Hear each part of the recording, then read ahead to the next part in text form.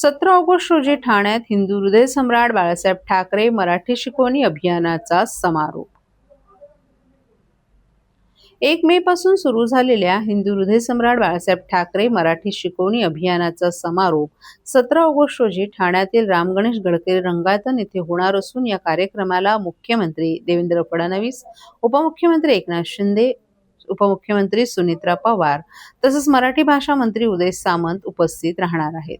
व्यावहारिक मराठी प्रशिक्षण पूर्ण केलेल्या हजारो अमराठी व्यावसायिक प्रवासी वाहन चालकांना यावेळी प्रमाणपत्रांचं वितरण करण्यात येणार असल्याची माहिती परिवहन मंत्री प्रताप सरनाईक यांनी पत्रकार परिषदेत दिली आहे। या पत्रकार परिषदेस मुंबई मराठी साहित्य संघ, राज्य मराठी विकास संस्था आणि कोकण मराठी साहित्य परिषदेचे पदाधिकारी आणि प्रतिनिधी उपस्थित होते। राज्यभर राबवण्यात आलेल्या या अभियानाला मोठा प्रतिसाद मिळाला असून आतापर्यंत 1 लाखाहून अधिक अमराठी रिक्षा आणि टॅक्सी चालकांनी व्यावहारिक मराठीचं प्रशिक्षण पूर्ण केले। उर्वरित चालकांनीही 15 ऑगस्ट पूर्वी प्रशिक्षण पूर्ण करून या संधीचा लाभ घ्यावा असं आवाहन प्रताप सरनाईक यांनी केलं आहे।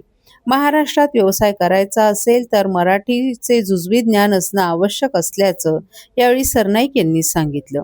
महाराष्ट्रात रोजगार करायचा असेल तर मराठीशी नाळ जोडलीच पाहिजे। ही सक्तीची नव्हे तर आपुलकीची भाषा आहे। प्रवाशांशी 2 प्रेमाचे शब्द मराठीत बोलणारा प्रत्येक चालक हा महाराष्ट्राच्या संस्कृतीचा सन्मान करणारा दूत ठरतो असंही त्यांनी सांगितलं। मराठी ही केवळ संवादाची भाषा नसून महाराष्ट्राच्या अस्मितेचा आणि संस्कृतीचा आत्मा आहे। महाराष्ट्रात उपजीविका करणाऱ्या प्रत्येकानं मराठीचा सन्मान करावा। आम्ही कोणाच्याही विरोधात भूमिका घेतली नाही। महाराष्ट्रावर, मराठी मातीवर आणि मराठी भाषेवर प्रेम करणारा प्रत्येक जण आमच्यासाठी तितकाच महत्त्वाचा आहे। मात्र महाराष्ट्रात काम करताना मराठी भाषेचा सन्मान राखणं गरजेचं असल्याचंही त्यांनी सांगितलं। प्रशिक्षण पूर्ण केलेल्या चालकांना देण्यात येणाऱ्या प्रमाणपत्राबाबत बोलताना प्रताप सरनाईक यांनी कोकण मराठी साहित्य परिषदेच्या माध्यमातून दिलं जाणारं प्रमाणपत्र हे अभियानात सहभाग घेतल्याचं प्रमाणपत्र असून मात्र केवळ प्रमाणपत्र दाखवल्यामुळे कारवाई टळणार नसल्याचंही त्यांनी सांगितलं। आरटीओ अधिकारी चालकांशी मराठीत संवाद साधतील। त्या संवादामध्ये चालकाला मराठीत उत्तर देता आलं तरच त्यांनी नियमांचं पालन केल्याचं मानलं जाईल। यावेळी त्यांनी मराठी प्रवाशांनाही आवाहन केले। समोरचा चालक हिंदी भाषिक आहे असं गृहीत धरून मराठी प्रवाशांनी हिंदीत संवाद साधू नये। मराठी भाषिकांनी मराठीतच संवाद साधल्यास मराठीचा वापर अधिक वाढेल। मराठीचा सन्मान राखण्याची जबाबदारी केवळ चालकांचीच नाही तर प्रत्येक मराठी नागरिकाची असल्याचंही त्यांनी सांगितलं। मराठीला अभिजात भाषेचा दर्जा प्राप्त झाल्यानंतर तिच्या गौरवासाठी राबवण्यात आलेल्या या अभियानाला लाखो अमराठी बांधवांनीही सकारात्मक प्रतिसाद दिलाय।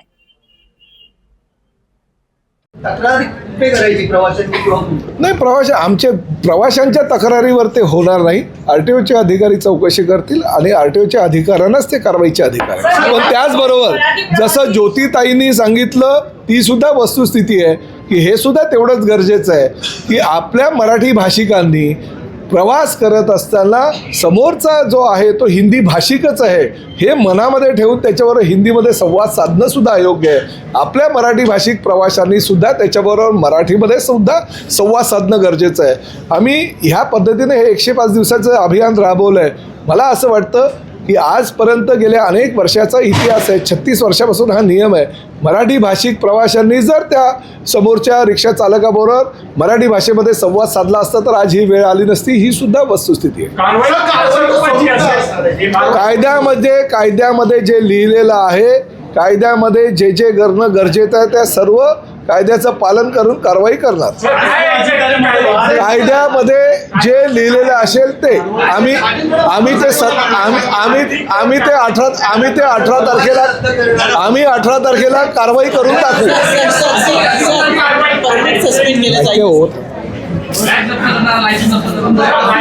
18 तारखेला कारवाई करून टाकू। कायद्याच्या आरटीओच्या कायद्याच्या कक्षेमध्ये जी काय कायद्याची पुस्तिका आहे त्यानुसार 18 तारखेला कारवाई करून टाकू। दादा, दात घासताय ना, मग पाणी का वाया घालवताय? ताई, भांडी घासा नाहीतर फोन पहा, पण नळ का चालू ठेवलाय? अंघोळ झाली ना करून, मग शॉवर चालूच. कपडे धुताय पण पाणी वाया जात आहे, त्याचं काय? गाडी अशी धुताय आणि उद्या पाणी कायमचं संपलं तर? पाण्यासाठी किती जणांची वणवण होते. कित्येक कुटुंबांना तर पाणी मिळतही नाहीये. पाणी बोलत नाही, पण आपण त्याची किंमत जाणली पाहिजे. पाण्याचा अपव्यय टाळा, परिस्थिती भीषण होऊ शकते. प्रत्येक थेंब जपा, पाणी वाचवा.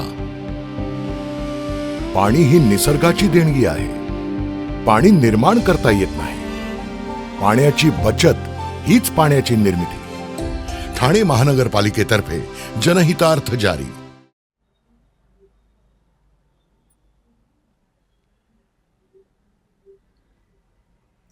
हर घर तिरंगा उपक्रमाअंतर्गत तिरंगा रॅलीस सायकल प्रेमींचा उत्स्फूर्त प्रतिसाद. स्वातंत्र्य दिनाच्या पार्श्वभूमीवर देशभक्तीची भावना जागृत करण्यासाठी केंद्र शासनाच्या हर घर तिरंगा मोहीम 2026 उपक्रमाअंतर्गत ठाणे महानगरपालिका आणि आम्ही सायकल प्रेमी फाउंडेशन यांच्या संयुक्त विद्यमाने भव्य सायकल तिरंगा रॅलीचं आयोजन करण्यात आलं होतं. या रॅलीत सायकल प्रेमींसह नागरिकांनी उत्स्फूर्त सहभाग नोंदवत तिरंगा फडकवत देशभक्तीचा संदेश दिला. ठाणे महानगरपालिका मुख्यालयातून या रॅलीचा शुभारंभ करण्यात आला. महापौर शर्मिला पिंपळकर यांच्या हस्ते या रॅलीला हिरवा झेंडा दाखवून प्रारंभ करण्यात आला. यावेळी उपमहापौर कृष्णा पाटील, सभागृह नेते हनुमंत जगदाळे, अतिरिक्त आयुक्त प्रशांत रोडे यांच्यासह महानगरपालिकेचे अधिकारी, कर्मचारी, सायकल प्रेमी आणि नागरिकही मोठ्या संख्येनं उपस्थित होते. या रॅलीमध्ये सहभागी झालेल्या सायकलस्वारांनी आपल्या सायकलवर तिरंगा ध्वज लावून तसंच हातात तिरंगा घेऊन उत्साहात सहभाग घेतला. हर घर तिरंगाचा संदेश नागरिकांपर्यंत पोहोचवण्यासोबतच देशभक्ती, एकता आणि सामाजिक बांधिलकीची भावना अधिक दृढ करण्याचा प्रयत्न या माध्यमातून करण्यात आला. महानगरपालिका मुख्यालयापासून सुरू झालेली ही सायकल रॅली आराधना सिनेमा, गजानन महाराज मठ मार्ग, पुणा गाडगीळ तलावपाळी या प्रमुख मार्गांवरून मार्गक्रमण करत राम गणेश गडकरी रंगायतन येथे पोहोचली. या संपूर्ण मार्गावर तिरंगा घेऊन सायकलस्वारांनी नागरिकांचं लक्ष वेधून घेतलं. हर घर तिरंगा उपक्रम केवळ घराघरात तिरंगा फडकवण्यापुरता मर्यादित न राहता नागरिकांच्या मनामध्ये राष्ट्रप्रेमाची भावना अधिक दृढ करणारा ठरला. या उद्देशाने विविध उपक्रमांचं आयोजन करण्यात येत आहे. त्याचाच एक भाग म्हणून आयोजित करण्यात आलेल्या या सायकल तिरंगा रॅलीतून राष्ट्रीय एकात्मता आणि पर्यावरणपूरक जीवनशैलीचा संदेश देण्यात आला. सायकलचा वापर वाढवणं, आरोग्यदायी जीवनशैलीचा अंगीकार करणे आणि पर्यावरण संवर्धनाबाबत जनजागृती करणं यासोबतच राष्ट्रीय सणांमध्ये नागरिकांचा सक्रिय सहभाग वाढवण्याचा संदेशही या रॅलीतून देण्यात आला. रॅलीच्या निमित्तानं ठाणे शहरात देशभक्तीपूर्ण वातावरण निर्माण झालं होतं. रॅलीच्या यशस्वी आयोजनासाठी ठाणे महानगरपालिका आणि आम्ही सायकल प्रेमी फाउंडेशनच्या पदाधिकारी आणि कार्यकर्त्यांनी विशेष परिश्रम घेतले.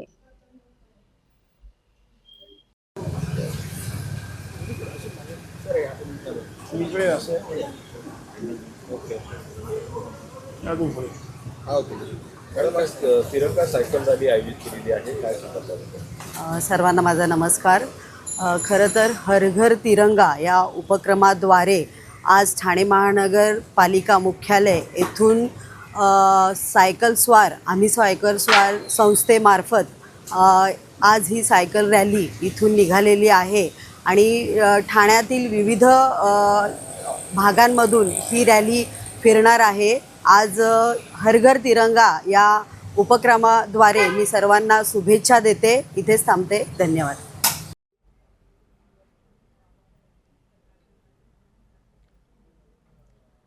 डॉक्टर जितेंद्र आव्हाड आणि मनोज प्रधान यांनी सोडवले संगम डोंगरे यांचं उपोषण. गडकरी रंगायतन शेजारी असलेल्या भूखंडावर छत्रपती शिवाजी महाराज, डॉक्टर बाबासाहेब आंबेडकर यांचं स्मारक उभारावं या मागणीसाठी उपोषणाला बसलेले समाजसेवक संगम डोंगरे यांची प्रकृती खालावल्यानं डॉक्टर जितेंद्र आव्हाड आणि मनोज प्रधान यांनी डोंगरे यांची भेट घेत उपोषण सोडवलं. त्यांच्या मागणीसाठी ठाणे महापालिकेच्या सभागृहात आवाज उठवण्यात येईल असं यावेळी डॉक्टर जितेंद्र आव्हाड यांनी सांगितलं. गडकरी रंगायतन येथे असलेला महाराष्ट्र जीवन प्राधिकरणाचा भूखंड ठाणे महापालिकेस हस्तांतरित करण्यात आलाय. या ठिकाणी पार्किंग प्लाझा बांधण्यात येत आहे. पार्किंगसह या ठिकाणी मत्स्यालय, छत्रपती शिवाजी महाराज वस्तू संग्रहालय, डॉक्टर बाबासाहेब आंबेडकर ग्रंथालय आणि कम्युनिटी हॉल उभारावा या मागणीसाठी संगम डोंगरे हे उपोषणाला बसले होते. आज राष्ट्रवादी काँग्रेस शरद पवार पक्षाचे राष्ट्रीय सरचिटणीस डॉक्टर जितेंद्र आव्हाड, जिल्हा अध्यक्ष मनोज प्रधान, गटनेते अभिजित पवार, महिला अध्यक्षा मनीषा भगत यांनी डोंगरे यांची भेट घेतली. त्यावेळी त्यांचा रक्तदाब आणि रक्तातील साखरेचं प्रमाण प्रचंड खालावलं असल्याचं तपासणीस आलेल्या वैद्यकीय अधिकाऱ्यांनी सांगितलं. त्यांचे वैद्यकीय अहवाल तपासल्यावर डॉक्टर जितेंद्र आव्हाड आणि मनोज प्रधान यांनी संगम डोंगरे यांना उपोषण मागे घेण्यास सुचवलं. आपल्या मागण्या रास्त आहेत. त्या मागण्यांबाबत राष्ट्रवादी काँग्रेस शरद पवार पक्षाचे नगरसेवक सभागृहात आवाज उठवतील, परंतु प्रकृती सांभाळली तरच लढा देता येईल असं डॉक्टर जितेंद्र आव्हाड यांनी डोंगरे यांना सांगितलं. त्यानंतर संगम डोंगरे यांनी आपलं उपोषण मागे घेतलं. उपोषण मागे घेतल्यानंतर डोंगरे यांना तात्काळ सिव्हिल रुग्णालयात उपचारार्थ दाखल करण्यात आले.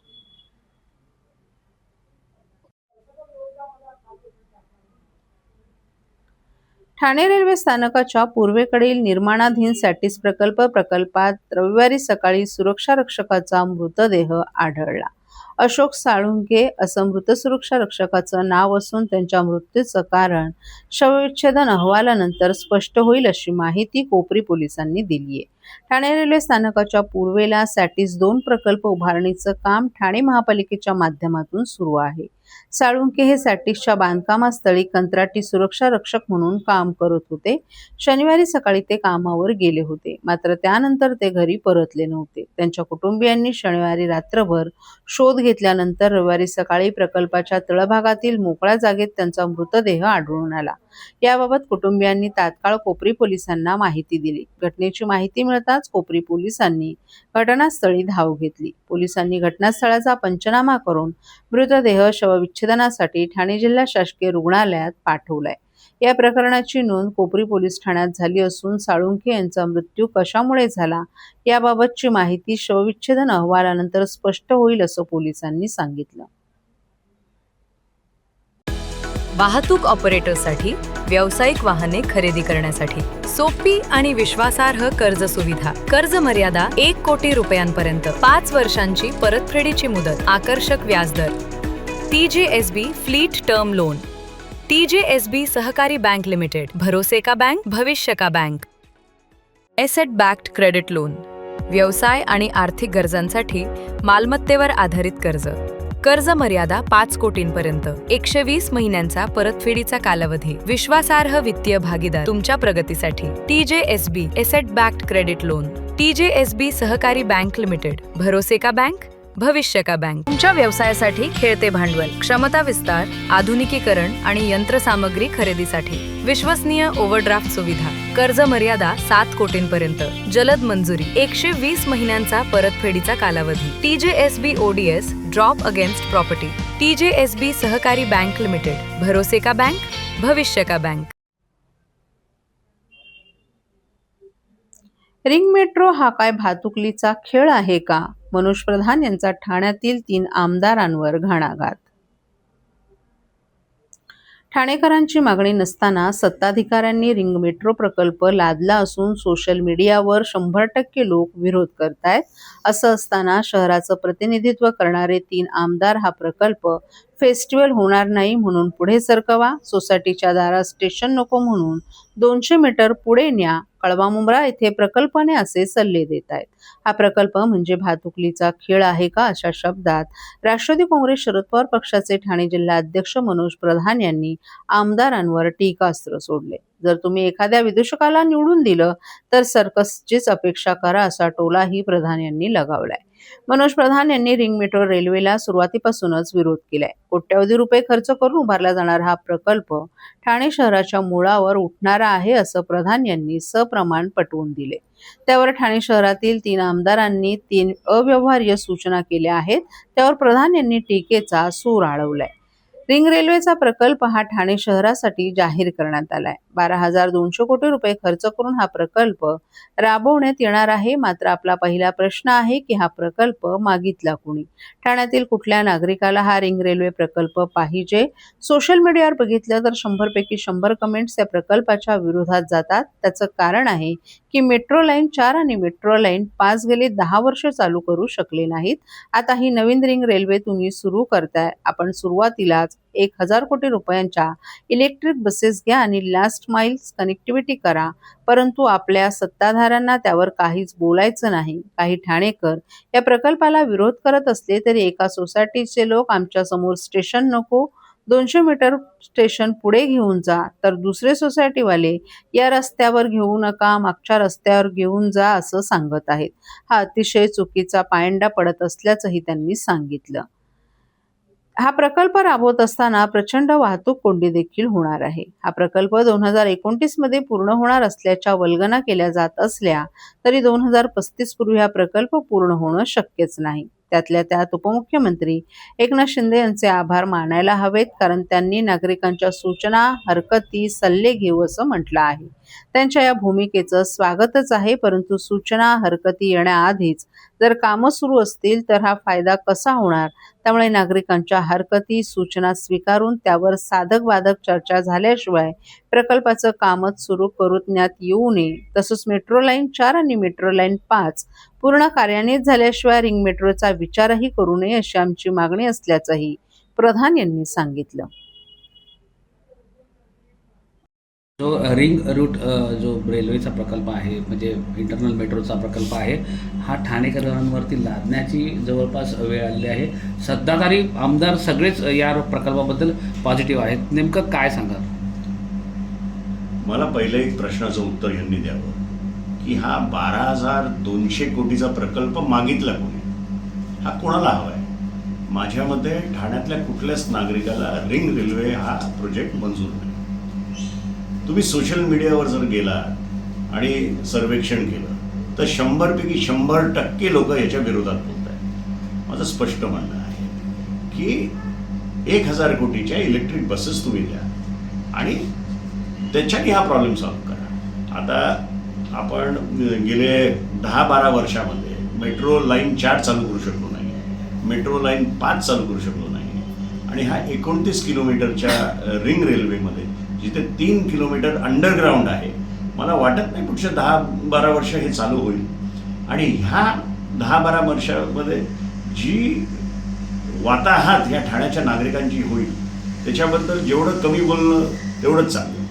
दुसरी एक गोष्ट, आज सत्ताधारी आमदार सुझाव देत आहेत की उपवन लेकच्या इकडनं घेऊन जाऊ नका, तिथे आमचा उपवन फेस्टिवल होतो, तिथे 1500 घरं तोडायला लागतील, समतानगरमधनं घेऊन जा.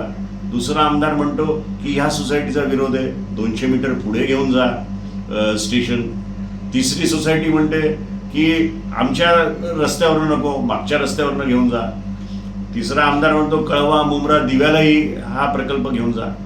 म्हणजे माझं स्पष्ट म्हणणं आहे, हे काय एका भातुकलीचा खेळ चालू आहे का तुमचा? तुम्हाला सत्तेमध्ये असूनही माहीत नाही की हे याचं नियोजन काय आहे. मी वारंवार सांगतोय की हे विदाऊट एनी विजन केलेला हा प्रकल्प आहे. याचा ठाणेकरांना कंप्लीट विरोध आहे. माझं तरीही म्हणणं आहे की मी अगदी हे नाही सांगत की तो थांबवा, पण एक तात्पुरता पॉज घ्या. मेट्रो 4 मेट्रो 5 चालू होऊन द्या आणि मग आपल्याला काय जाणवतंय ते बघा आणि मग करा.